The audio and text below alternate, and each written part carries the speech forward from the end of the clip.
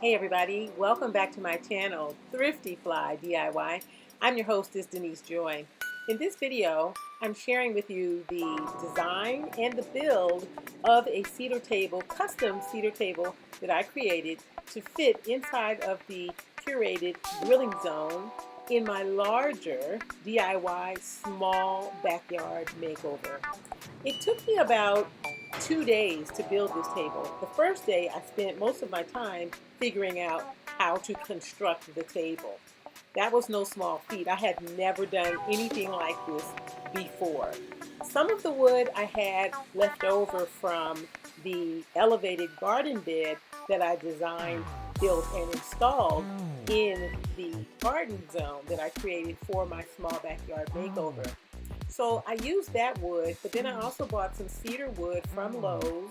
I spent about a little over $100 to create this custom fit table because I needed more prep space. I needed more space for food service once, I have a gathering or something like that.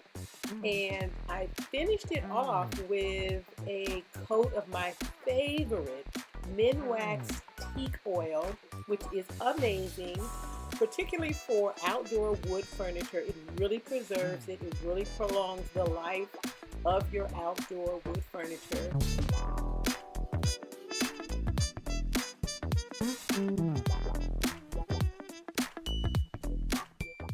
I also will drop a link to that video so you can see the entire section of the elevated raised garden bed.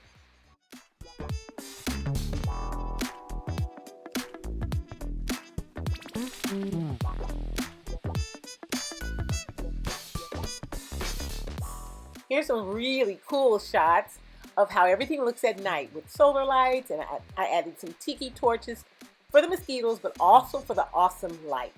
Thanks again for stopping by, and I hope you watch all the videos in the Small Backyard Makeover Series.